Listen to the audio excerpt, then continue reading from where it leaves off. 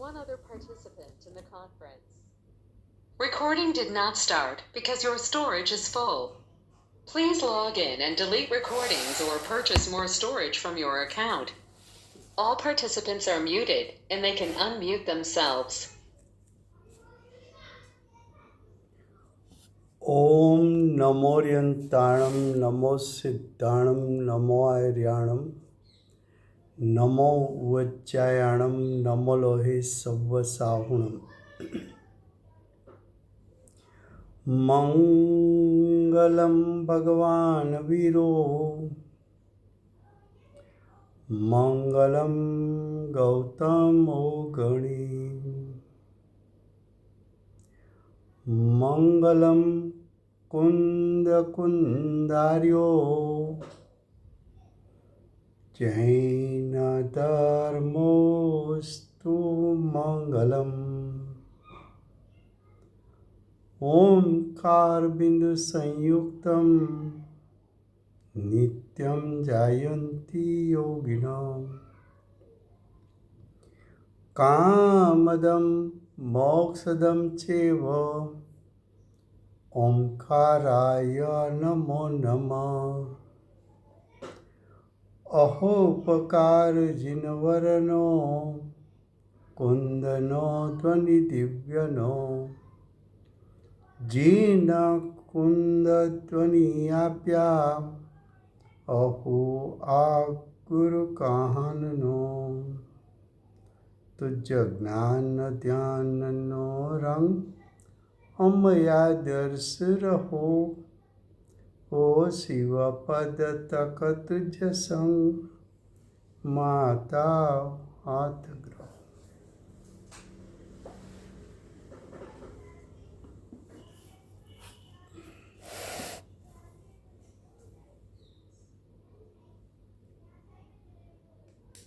इस समयसार नाम का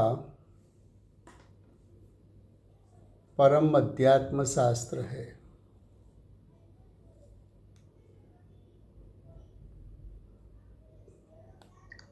भगवत कुंकुंदाचार्य देव ने मांगलिक करके समयसार अर्थात आत्मा का परिपूर्ण त्रिकाल शुद्ध स्वरूप दर्शाने की प्रतिज्ञा की है।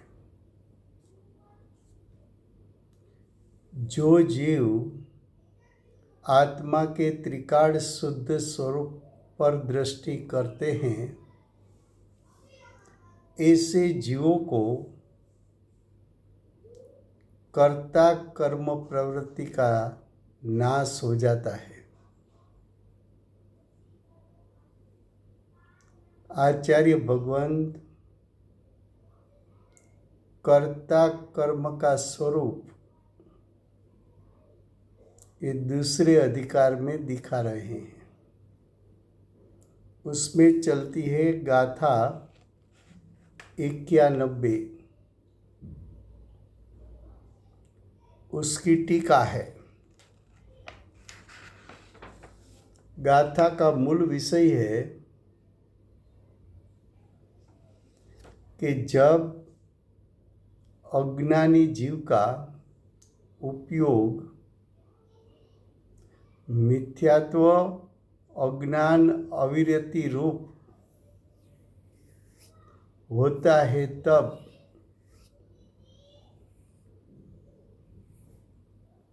कार्मण वर्गणा स्वयं ही द्रव्य कर्म रूप परिणमित होती है। यानी आचार्य भगवंत ये सिद्ध करना चाहते हैं कि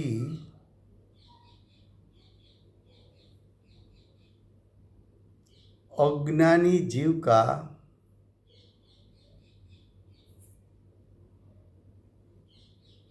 जो परिणाम उत्पन्न हुआ मिथ्यात्व अज्ञान अविरति रूप,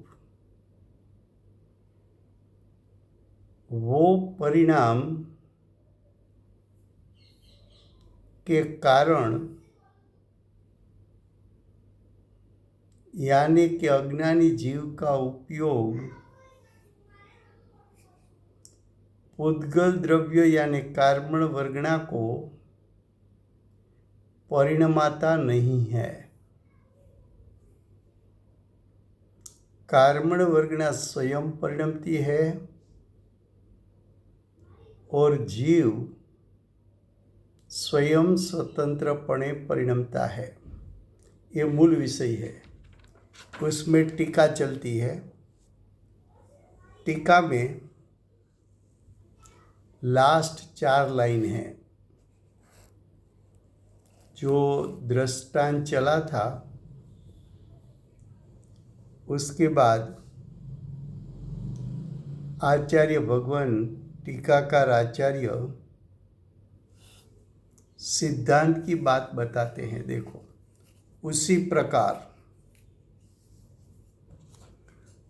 प्रकार का अर्थ है दृष्टांत अनुसार।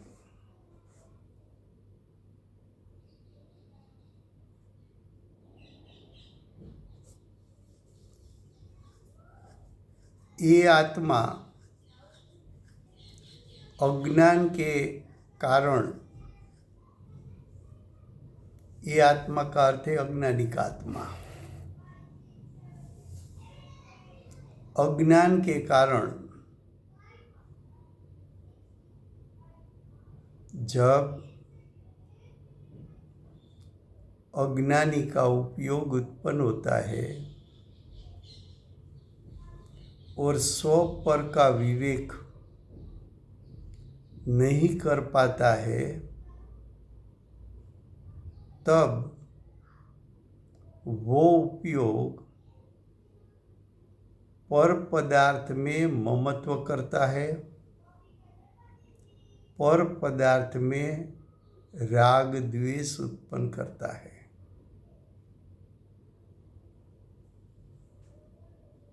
फिर से, हम सब अज्ञानी का उपयोग उत्पन्न हुआ। कैसी तरह उपयोग उत्पन्न हुआ? तो कि स्वभाव से च्युत रहकर उत्पन्न हुआ। स्वभाव से च्युत होकर उसका अर्थ क्या? कि उपयोग उत्पन्न हुआ, उसने ज्ञायक स्वभाव को जाने बिना उत्पन्न हुआ। तो स्व क्या, ज्ञायक क्या, उसका स्वरूप क्या, उसको जाना नहीं। और वो उपयोग पर पदार्थ को जानने में तन्मय हुआ। पर पदार्थ जब ज्ञान में झलके, उसी समय जीव ने वो पदार्थ में ममत्व किया। ममत्व किया यानी दर्शन मोह उत्पन्न किया। उसके साथ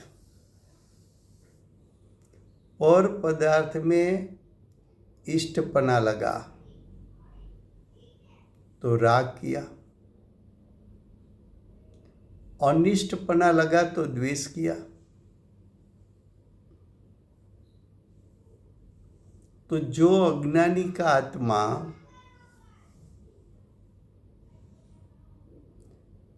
अज्ञान रूप पर भी परिणमित हुआ, दर्शन मोह रूप परिणमित हुआ, वो मिथ्यात्व। राग द्वेष रूप परिणमित हुआ, वो अविरति। तो ये 3 परिणाम जिसने किया वो उसका कर्ता है। तो अज्ञानी का उपयोग अज्ञान रूप हुआ, अज्ञानी का उपयोग मोह रूप हुआ, अज्ञानी का उपयोग राग द्वेष रूप हुआ। तो ये तीनों परिणाम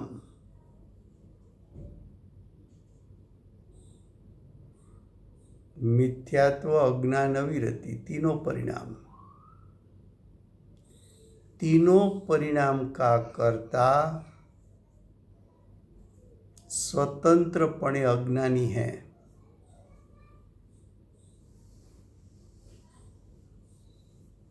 इसलिए कहा कि वो भावों का स्वयं करता है। देखो क्या कहा, उसी प्रकार यानी दृष्टांत अनुसार ये आत्मा यानी अज्ञानी का आत्मा अज्ञान के कारण, अज्ञान क्या है तो कि स्व पर का विवेक का अभाव। अज्ञान क्या है? स्व पर का विवेक, उसका अभाव। तब क्या होता है? तब पर में ममत्व यानी मिथ्या दर्शन भाव उत्पन्न हुआ। ये मिथ्या दर्शन रूप भी जीव स्वयं परिणमित हुआ, स्वतंत्रपणे परिणमित हुआ।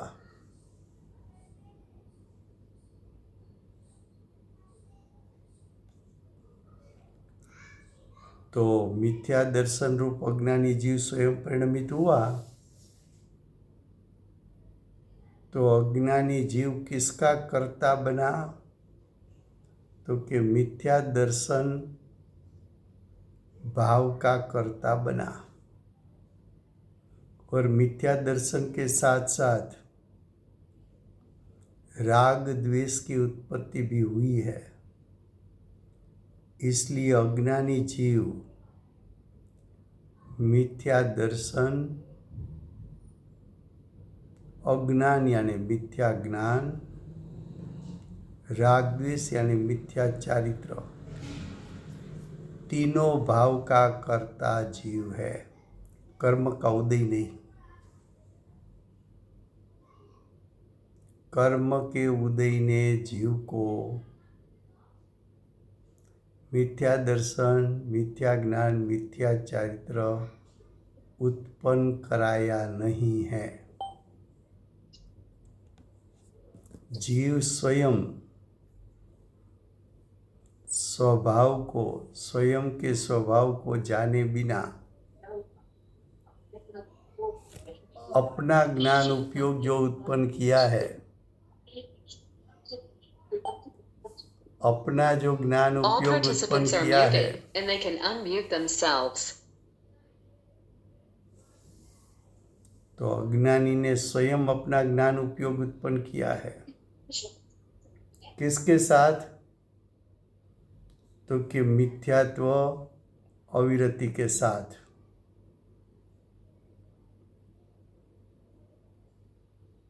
लेकिन ज्ञानी होता तो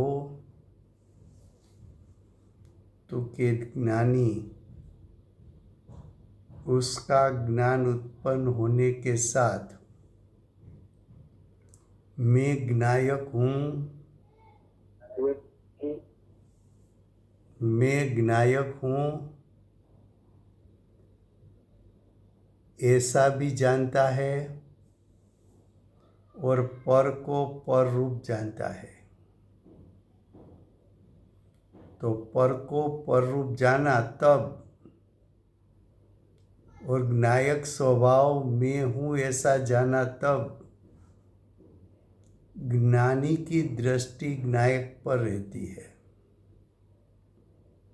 तब ज्ञायक की दृष्टि पर में हूँपना नहीं करती, इसलिए मिथ्या दर्शन उत्पन्न नहीं होता।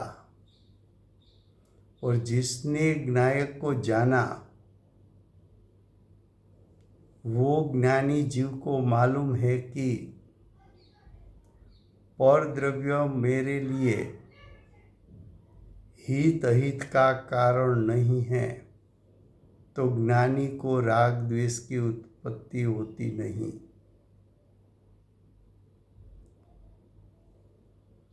तो राग द्वेष रहित परिणाम उत्पन्न हुआ तो ज्ञानी के परिणाम में वितराग चारित्र प्रकट हुआ।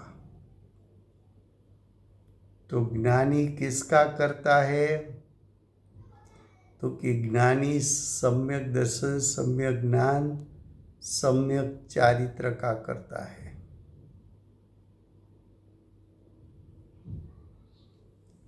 अज्ञानी ऐसा मानता है कि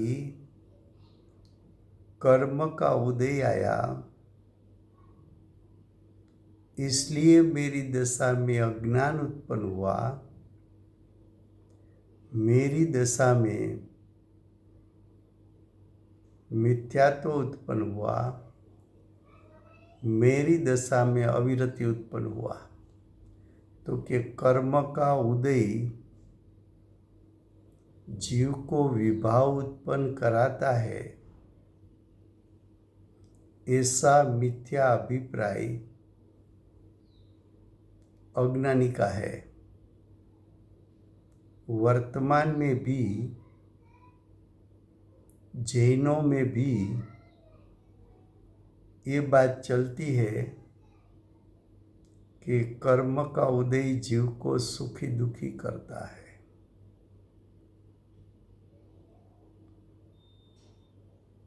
ये अभिप्राय विपरीत है। ये विपरीत अभिप्राय ही मिथ्यात्व है, वही अज्ञान है। ऐसा जानना कि कर्म का उदय जीव को सुखी दुखी करता है, वो अज्ञान है, मिथ्या ज्ञान है। कर्म का उदय जीव को सुखी दुखी करता है, ऐसी मान्यता वो मिथ्या दर्शन है। साता का उदय, साता वेदनीय कर्म का उदय है तो धन घर में आया, वो साता वेदनीय कर्म के उदय के कारण नहीं आया, धन तो धन के कारण आया। मैग्नेट है इसलिए आयरन पार्टिकल खींच के आया, ऐसा नहीं है। मैग्नेट का कार्य करता है। आयरन पार्टिकल भी गति कर सकता है, उसमें क्रियावती शक्ति है,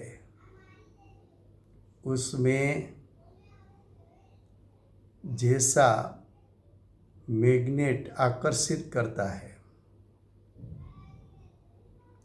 और आयरन पार्टिकल आकर्षय हो जाता है, तो आयरन पार्टिकल में आकर्षय हो जाए ऐसा स्वभाव है। वो अपने स्वभाव के कारण कार्य करता है। लेकिन अज्ञानी मानता है कि मैग्नेट के कारण ये आयरन पार्टिकल खींच के आया और मैग्नेट के साथ जुड़ गया। अगर मैग्नेट में ऐसी शक्ति है तो आयरन के स्थान पर गोल्ड सिल्वर का पार्टिकल रखो, तो गोल्ड सिल्वर के पार्टिकल में ऐसा स्वभाव नहीं है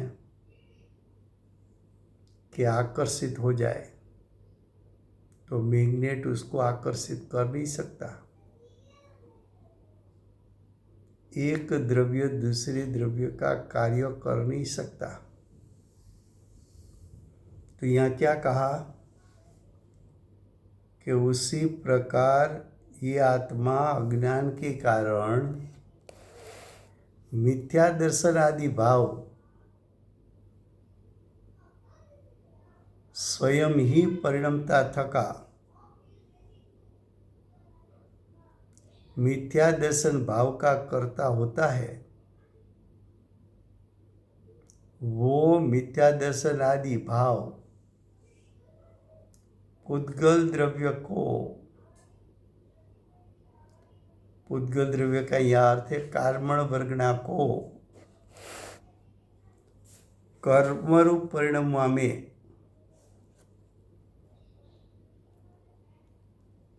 अनुकूल होने से निमित्त मात्र होने से आत्मा करता हुए बिना, आत्मा द्रव्य कर्म का करता हुए बिना, आत्मा कर्मण वर्गना के परिणाम का करता हुए बिना पुद्गल द्रव्य मौनी आदि कर्म रूप स्वयं परिणमता है।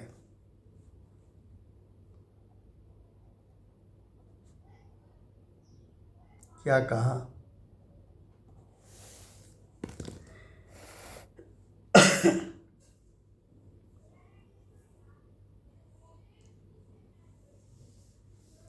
जीव की सत्ता में तीन परिणाम उत्पन्न हुआ।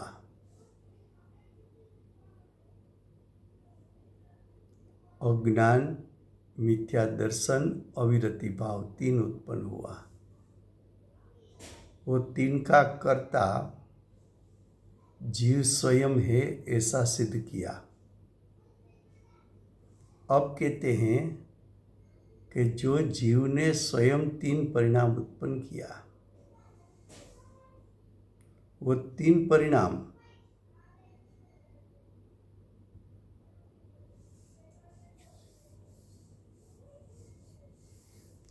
कर्मण वर्गना को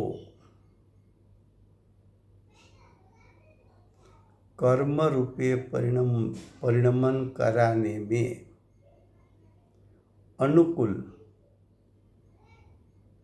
अनुकूल किसको कहने में आता है? तो कि जो भाव निमित्त बने उसको अनुकूल कहने में आता है। तो कौन सा भाव कर्मण वर्गना में से कर्म बनने में निमित्त हुआ? तो कि जीव के तीन भाव, मिथ्यात्व, अज्ञान, अविरति, वो तीन भाव अनुकूल हुए। अनुकूल हुए उसका अर्थ निमित्त मात्र हुए। तो वो तो तीन निमित्त है, कर्मण वर्गना को कर्म रूप परिणमन करने में निमित्त है, लेकिन ये तीन परिणाम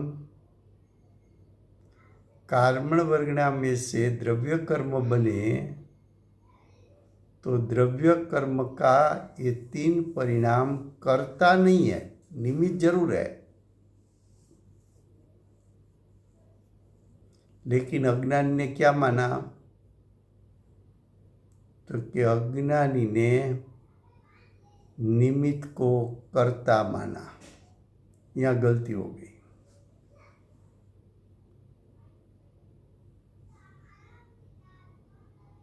गलती क्यों हुई? तो कि जब जब कर्मण वर्गना कर्म रूप परिणमित होती है तब तब बाह्य में जीव के विकारी परिणाम अवश्य निमित्त रूप दिखने में आता है। इसलिए अज्ञानी मान बैठा कि विकारी परिणाम करता है और द्रव्य कर्म उसका कर्म है।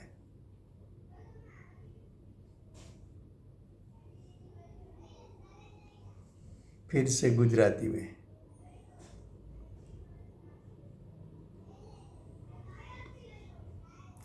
મૂળ વિષય ચાલે છે કે અજ્ઞાની જીવ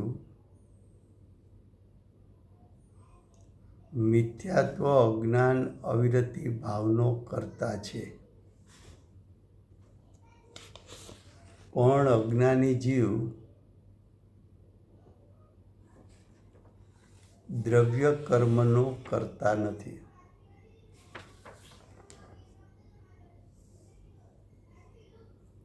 દ્રવ્ય કર્મ એ તો પૂતગલ દ્રવ્યનું સ્વતંત્ર પરિણામ છે.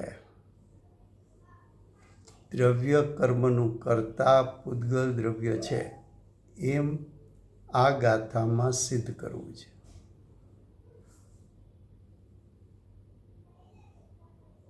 તો 91 ગાથાની ટીકા ચાલે છે.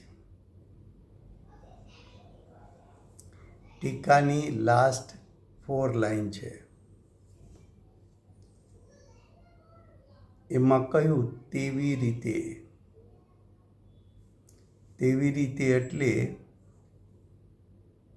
ઉપર દ્રષ્ટાંત આપ્યા છે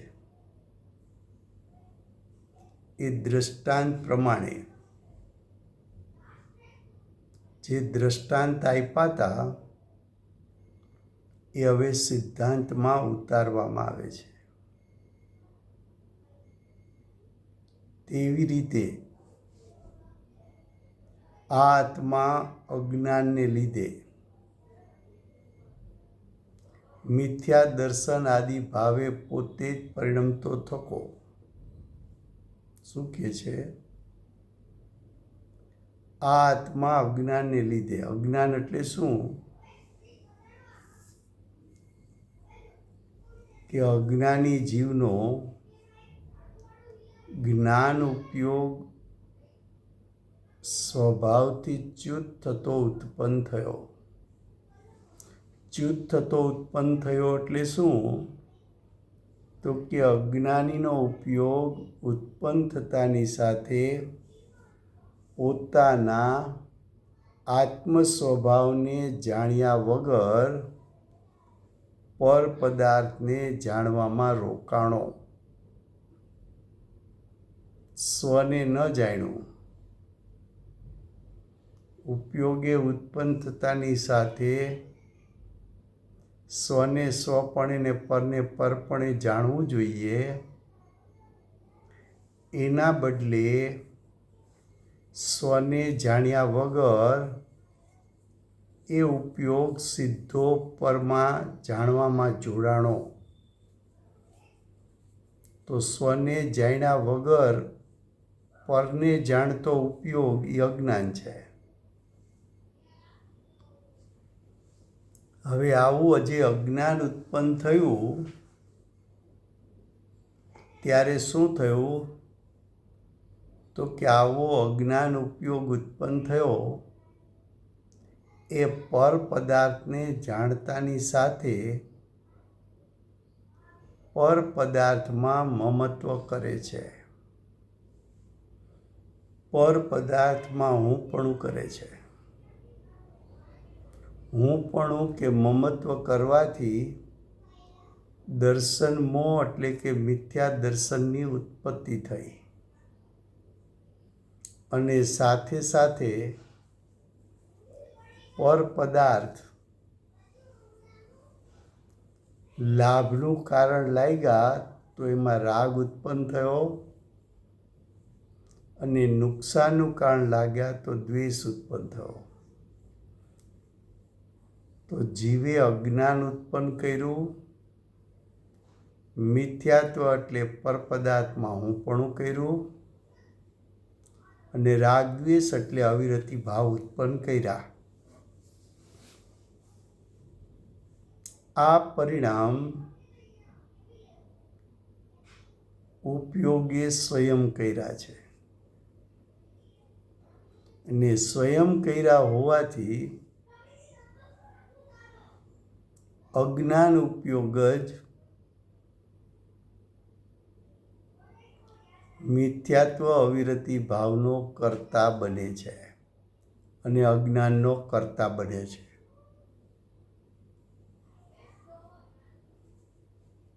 તો અજ્ઞાની જીવ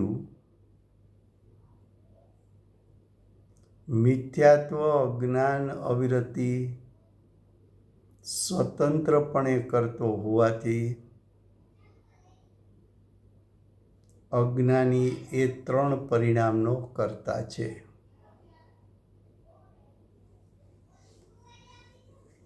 હવે કે છે અને તે મિથ્યા દર્શનાદિ ભાવો, તે એટલે 3 ભાવો, પૂતગલ દ્રવ્યને એટલે કાર્મણ વર્ગણાને કર્મરૂપે પરિણમવામાં અનુકૂળ હોવાથી, અનુકૂળ કોને કહેવાય?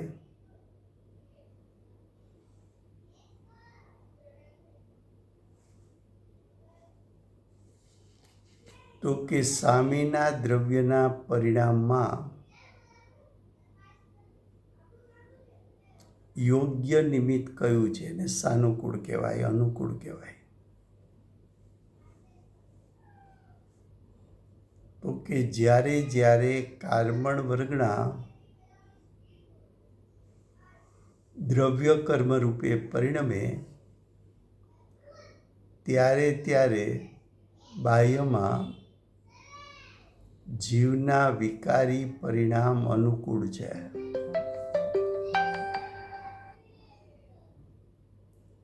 તો જીવના વિકારી પરિણામ અનુકૂળ હોવાથી એ વિકારી પરિણામ મિથ્યાત્વ અજ્ઞાન અવિરતિ એ નિમિત્ત માત્ર છે. નિમિત્ત છે એનો અર્થ એમ કે કાર્મણ વર્ગણામાંથી દ્રવ્ય કર્મ બન્યા એમાં નિમિત્ત છે, પણ એના કર્તા જીવનો ઉપયોગ એનો કરતા નથી.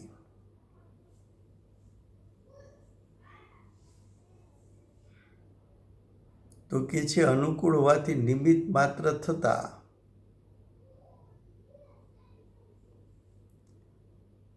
નિમિત્ત છે એ મહાપાળી, એ પરિણામ કાર્મણ વર્ગણાના પરિણામના કરતા નથી એમ કહ્યું. દ્રવ્ય કર્મનું કરતા જીવના પરિણામ નથી, જીવનો ઉપયોગ નથી.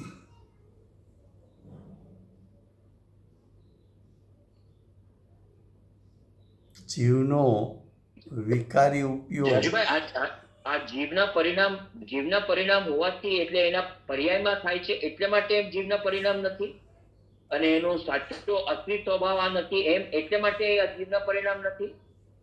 ના, અહીંયા તો એમ કહેવું છે કે આ 3 પરિણામ જીવે સ્વતંત્રપણે કર્યા છે.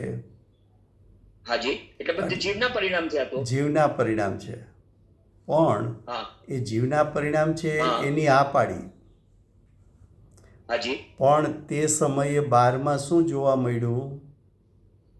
તો કે જીવના વિકારી પરિણામ જોઈને, વિકારી પરિણામનું નિમિત્ત પામીને કાર્મણ વર્ગના કર્મ રૂપે પરિણમી.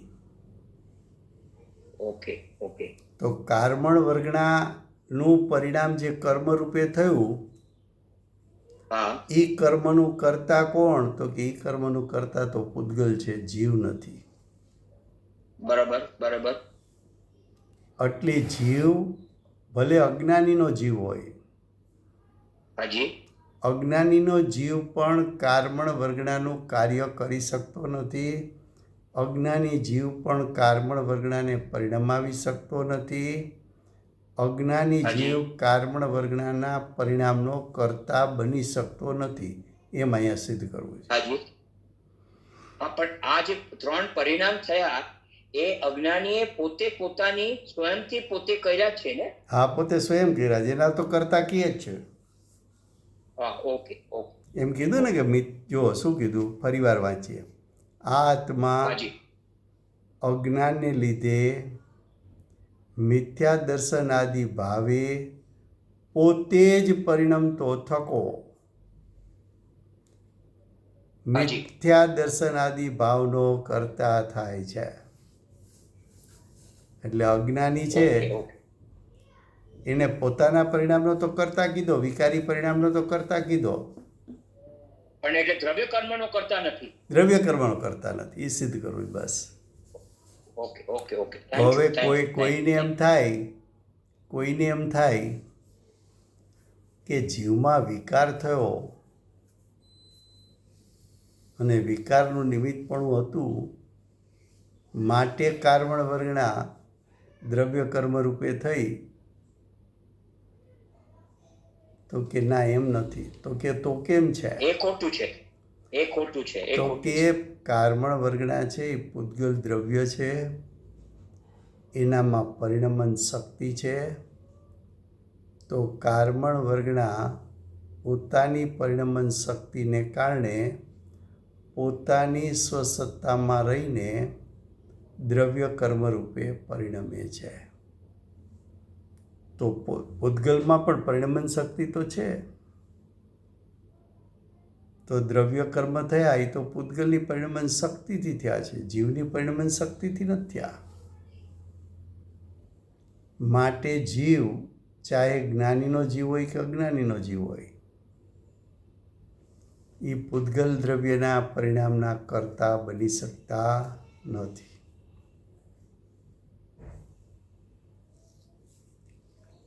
હવે કે છે, ફરીવાર સળંગ વાક્ય વાંચીએ છીએ. તેવી રીતે આ આત્મા અજ્ઞાનને લીધે એટલે અજ્ઞાનને કારણે મિથ્યા દર્શન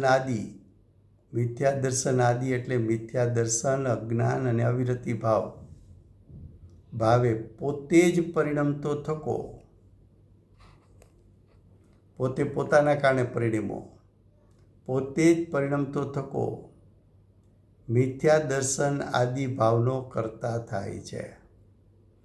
તો અજ્ઞાની મિથ્યા દર્શન, અવિરતિ અને અજ્ઞાનનો કરતા છે, એની હા પાડે છે. હવે આગળ કહે છે, અને તે મિથ્યા દર્શન આદિ ભાવ આ જીવમાં 3 વિકારી પરિણામ ઉત્પન્ન થયા, તે 3 ભાવ પૂતગલ દ્રવ્યને કર્મરૂપે પરિણમવામાં અનુકૂળ હોવાથી, અનુકૂળનો અર્થ કરવો છે નિમિત્ત હોવાથી, કરતા નથી કેવો, નિમિત્ત કેવો છે, નિમિત્તની આ પાડી. સાનુકૂળ હોવાથી નિમિત્ત માત્ર થતા આત્મા કરતા થયા સિવાય, કોનો કરતા થયા સિવાય? દ્રવ્ય કર્મનો. તો આત્મા દ્રવ્ય કર્મનો કરતા થયા સિવાય પૂતગલ દ્રવ્ય મોહનીય આદિ કર્મપણે, દર્શન મોહનીય કર્મ, જ્ઞાનાવરણીય કર્મ, ચારિત્ર મોહનીય કર્મપણે સ્વયં પરિણમે છે. તો પૂતગલ દ્રવ્ય એટલે કે કારમણ વર્ગના પોતાની પરિણમન શક્તિથી જ્ઞાનાવરણી કર્મરૂપે પરિણમે, દર્શન મોહનીય કર્મરૂપે પરિણમે, ચારિત્ર મોહનીય પરિણમન રૂપે પરિણમે. પણ એ પરિણામનો કરતા જીવ નથી.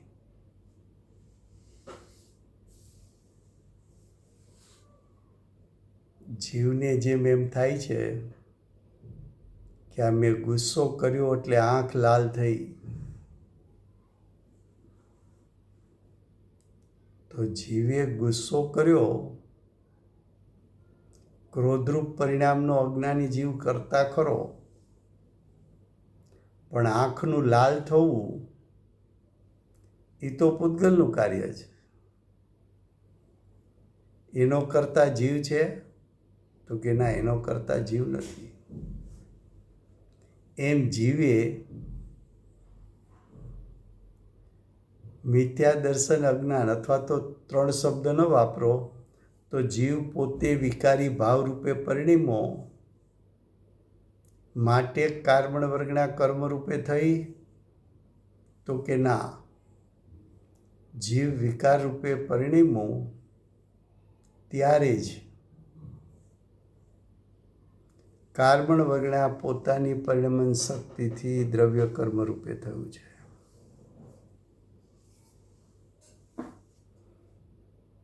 હવે ભાવાર્થ.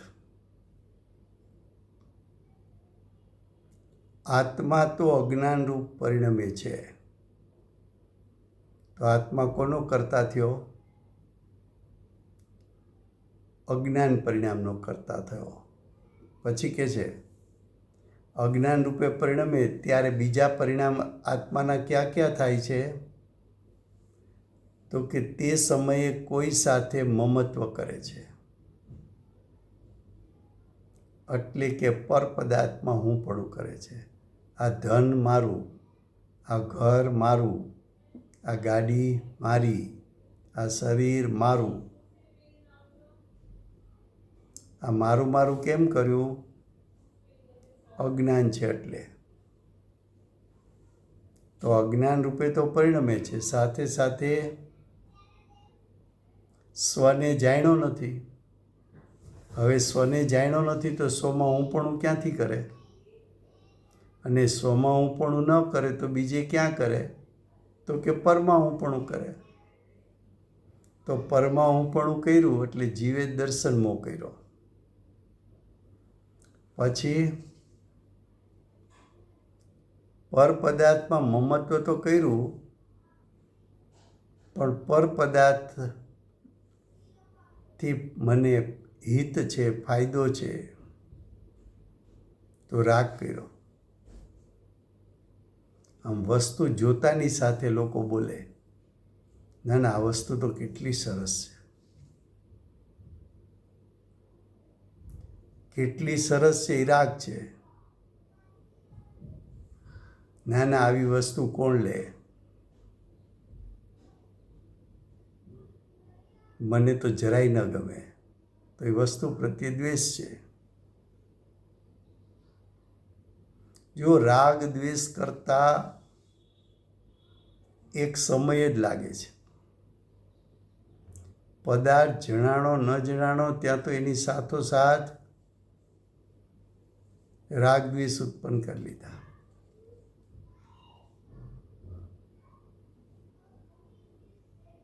તો કે છે આત્મા અજ્ઞાન રૂપે પરિણમે છે. સ્વને ન જાણવો એ જ મોટું અજ્ઞાન છે. સ્વને જાણે જ નહીં તો સ્વમાં હુંપણું ક્યાંથી કરે? સ્વનું સ્વરૂપ જેવું છે એની રુચિ ક્યાંથી કરે? જાણ્યો જ નથી તો રુચિ ક્યાંથી કરે? તો હવે રુચિ ક્યાં કરશે? બહારમાં. તો કે છે આત્મા અજ્ઞાન રૂપે પરિણમે છે. એટલે પોતાના સ્વરૂપને જાણ્યા વગર પરને જાણવા જાય છે. પોતાને તો એમ જ લાગે છે કે મારામાં કંઈ છે જ નહીં, જે કાંઈ મળે એ મને બહારથી મળે. તો કે છે આત્મા તો અજ્ઞાન રૂપ પરિણમે છે. કોઈ સાથે મમત્વ કરે છે, કોઈ સાથે રાગ કરે છે, કોઈ સાથે દ્વેષ કરે છે. તે ભાવોનો પોતે કરતા થાય છે. અજ્ઞાનીને 3 ભાવનો કરતા બતાવ્યો. અજ્ઞાનનો કરતા, મમત્વનો કરતા, રાગનો કરતા અને દ્વેષનો કરતા. અજ્ઞાનનો અર્થ મિથ્યા જ્ઞાનનો કરતા, મમત્વ એટલે મિથ્યા દર્શનનો કરતા, અને રાગ દ્વેષ એટલે મિથ્યા ચારિત્રનો કરતા. એ ત્રણેય ભાવ પોતે ઉત્પન્ન કર્યા છે, માટે પોતે એનો કરતા થાય છે. હવે આગળ કહે છે તે ભાવો એટલે કે મિથ્યા દર્શન, મિથ્યા જ્ઞાન, મિથ્યા ચારિત્ર, તે 3 ભાવો નિમિત્ત માત્ર થતા, કરતા થતા નથી લખ્યું, નિમિત્ત માત્ર થતા પૂદગલ દ્રવ્ય પોતે પોતાના ભાવથી જ, પોતાના ભાવ લખ્યા છો, પોતાના ભાવથી જ કર્મરૂપે પરિણમે છે. બે વસ્તુ જુદી પાડી નાખો કે આત્મા કયા પરિણામનો કરતા અને કારમણ વર્ગના કયા પરિણામનું કરતા.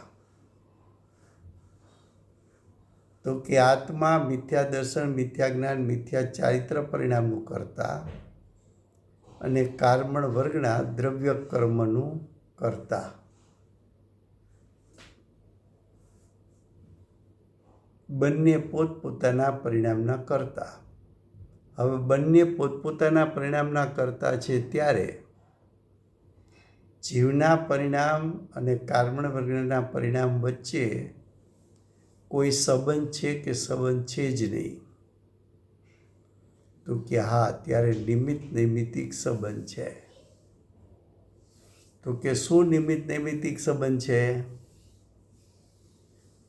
તો કે જીવનો મોહ રાગ દ્વેષ કારમણ વર્ગનાને કર્મરૂપે પરિણમવામાં નિમિત્ત થશે, પણ કારમણ વર્ગના કર્મરૂપે થશે તો પોતાની જ પરિણમન શક્તિથી થશે. વિકારને કારણે નહીં થાય. વિકાર એને પરિણમાવી નહીં શકે. એટલે જુઓ, છેલ્લી લાઈનમાં શું કીધું? પરસ્પર. પરસ્પર એટલે મોહ રાગ દ્વેષ અને કારમણ વર્ગના વચ્ચે, એટલે કે જીવના પરિણામ અને પૂતગલના પરિણામ વચ્ચે નિમિત્ત નૈમિત્તિક ભાવ માત્ર છે. કયો સંબંધ છે? નિમિત્ત નૈમિત્તિકનો, કર્તા કર્મનો નહીં.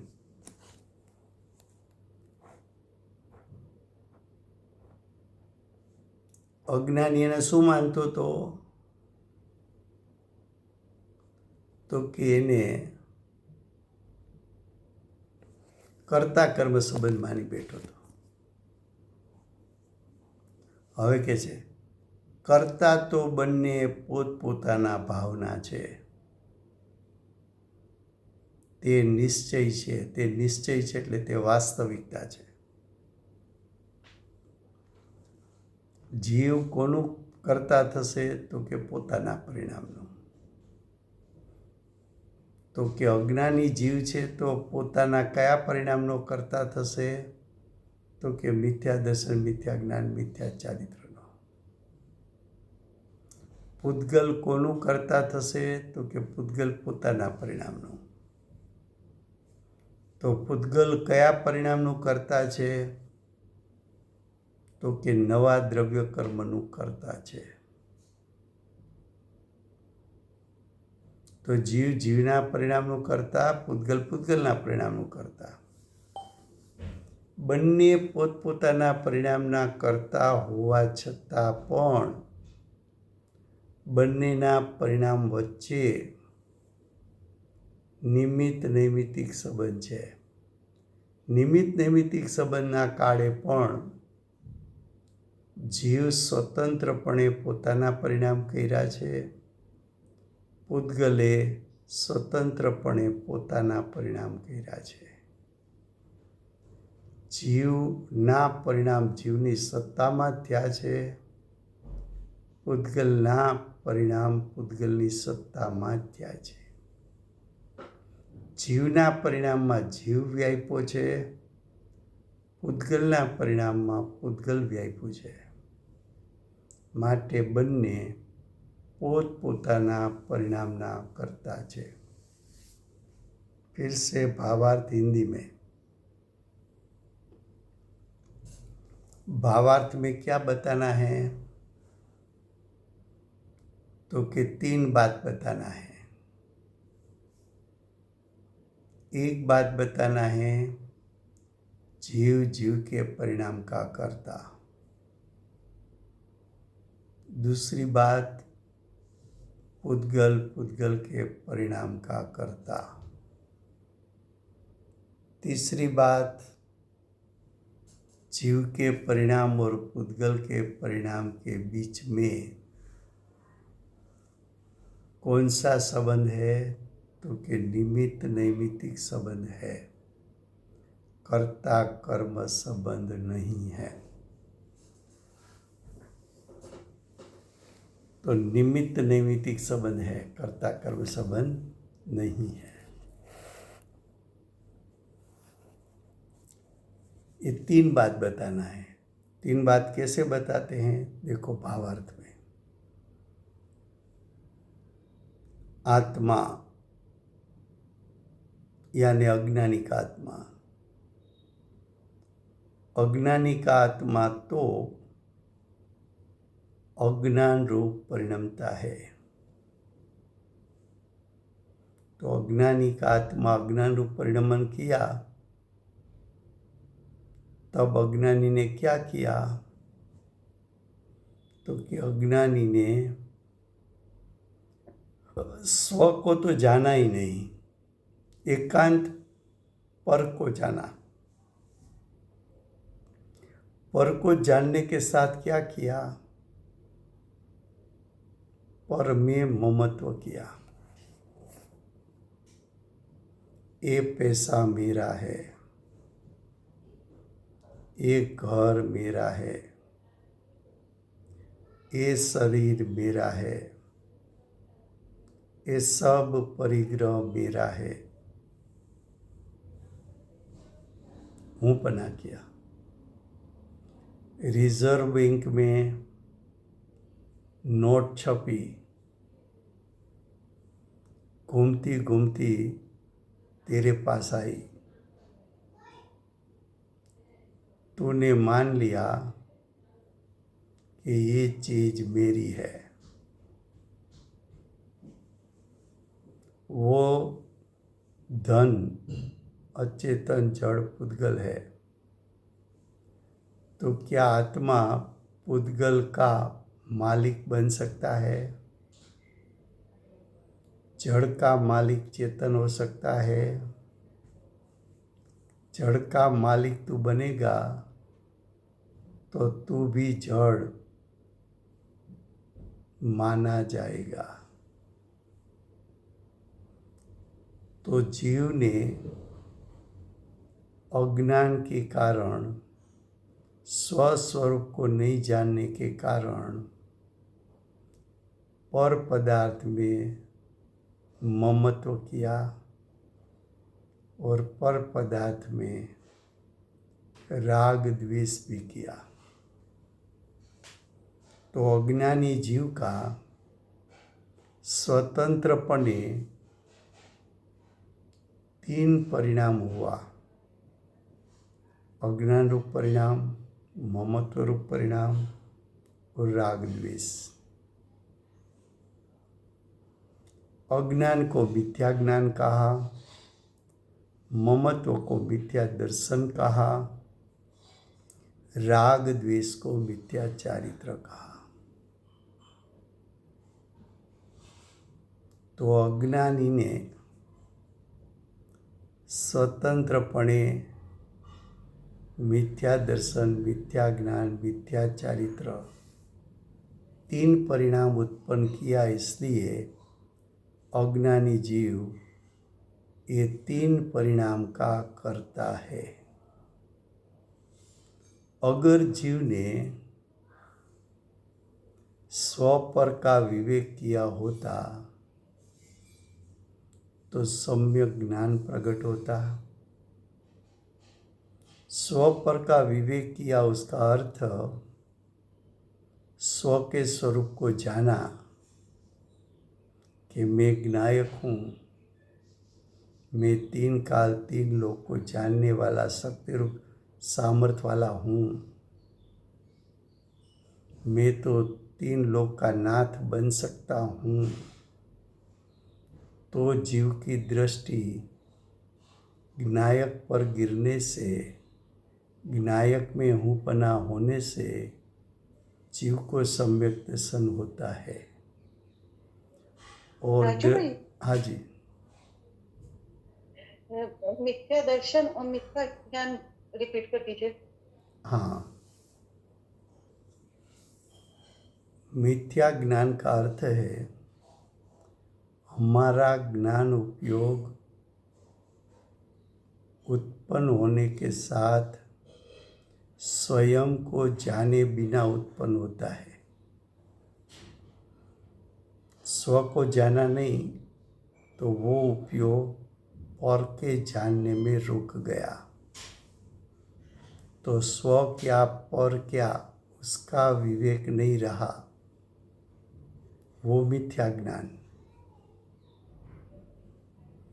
पर को जाना तो पर की रुचि हुई और पर में हूँपना किया। घर पर है, धन पर है, लेकिन ये धन किसका?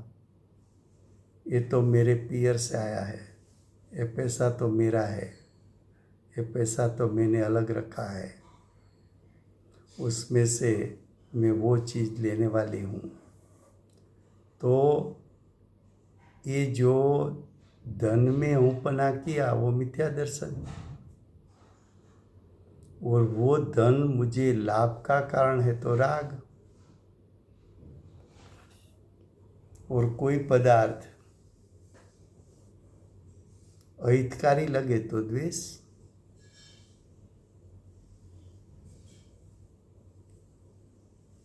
तो पर में हूँपना करना वो मिथ्या दर्शन, और राग द्वेष उत्पन्न करना वो मिथ्या चारित्र।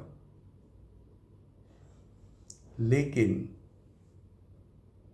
अगर जीव ने अपना उपयोग उत्पन्न होने के साथ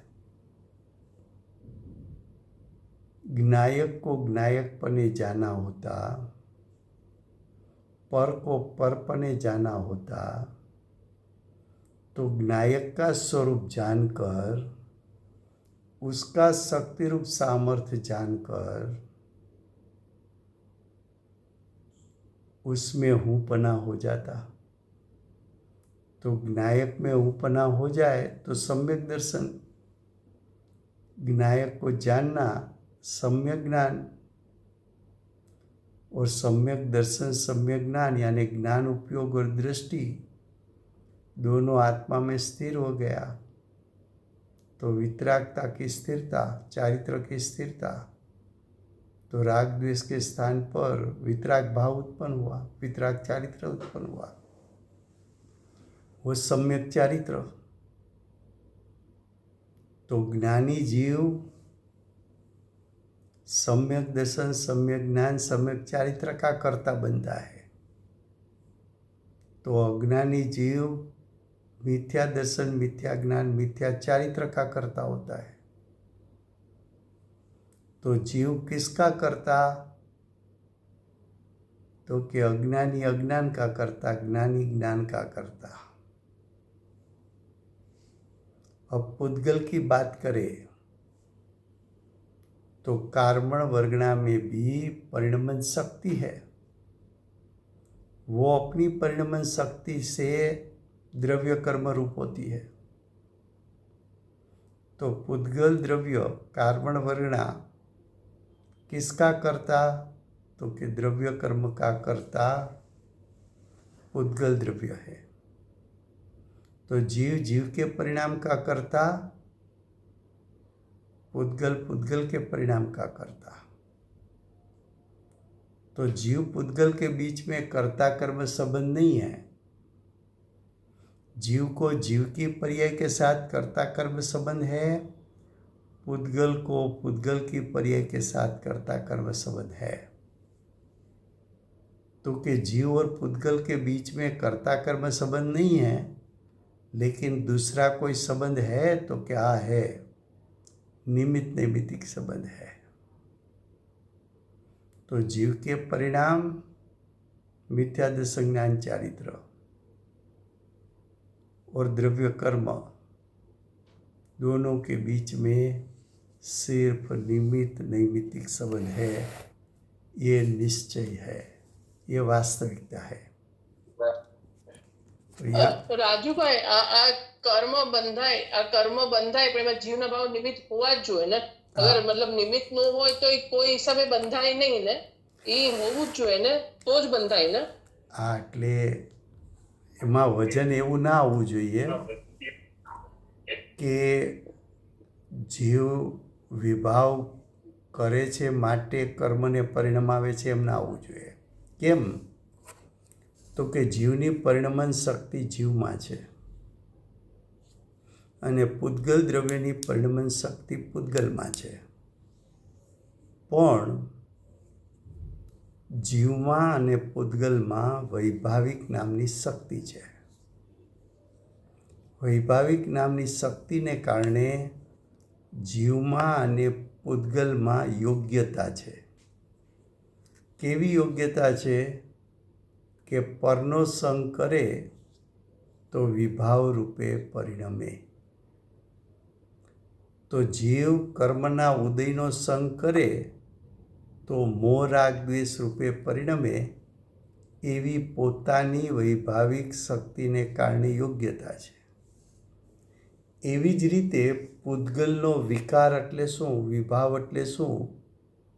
તો કે કાર્બણ વર્ગણાનું કર્મ રૂપે થવું, એને પૂતગલનો વિકાર અને વિભાવ કીધો છે. પણ એવો વિકાર વિભાવ શું છે? તો કે યોગ્યતા છે. યોગ્યતા કોને કારણે છે? તો કે વૈભાવિક શક્તિને કારણે છે. તો પૂતગલમાં વિકારી પરિણામ ક્યારે જોવા મળશે? તો કે બાહ્યમાં જીવનો વિકાર નિમિત્ત થાય તો જ તમને કાર્બણ વર્ગના કર્મ રૂપે પરિણમતા જોવા મળશે. બંને સ્વતંત્ર પણ છે અને બંને વચ્ચે નિમિત્ત નૈમિત્તિક સંબંધ છે. આ બે વસ્તુની સ્થાપના એક સમયે એકી સાથે થાય તો આપણી સમજણ સાચી, એમ લેવું છે. એટલે સમય થઈ ગયો છે. વર્તમાન 24ના આખરી તીર્થંકર બાલ બ્રહ્મચારી મહાવીર ભગવાનનો જય હો. મહાવિદ્ય ક્ષેત્રે બિરાજતા પ્રથમ તીર્થંકર ધર્મ ધુરંધર અનંત ચતુષ્ટિના ધારક દિવ્ય ધ્વનિના દાતાર શાસન ઉપકારી શ્રી સિમંદર ભગવાનનો જય હો. કડીકાળ સર્વજ્ઞ કેવળ જ્ઞાનની તળેટીમાં બેઠેલા મા સમર્થાચાર્ય આગમના રચયિતા ભગવત શ્રી કુંદકુંદાચાર્ય દેવનો જય હો. વર્તમાન કાળે કર્તા કર્મનું સ્વરૂપ સમજાવનાર તીર્થના નાયક, તીર્થના સ્થાપક, તીર્થના પ્રવર્તક પરમ કૃપાળુ શ્રી સદગુરુ દેવનો જય હો. પૂજ્ય ગુરુદેવના નવભવનો મહિમા બતાવનાર સ્વાનુભવ યુક્ત જાતિસ્મરણ જ્ઞાન યુક્ત પ્રસમ મૂર્તિ ભગવતી માતનો જય હો. સમ્યક દર્શનની પ્રાપ્તિમાં નિમિત્તરૂપ ચિન્વાણી માતનો જય હો. પૂજ્ય ગુરુદેવ માતાજીની સાધના ભૂમિ સુવર્ણપુરી ધામનો જય હો. સુવર્ણપુરી ધામમાં બિરાજતા સર્વે દેવશાસ્ત્ર ગુરુ નો જય હો.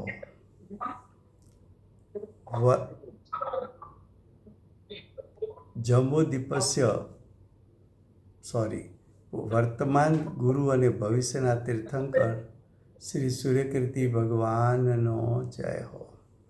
શ્રી સૂર્યકીર્તિ ભગવાનના સમવસરણના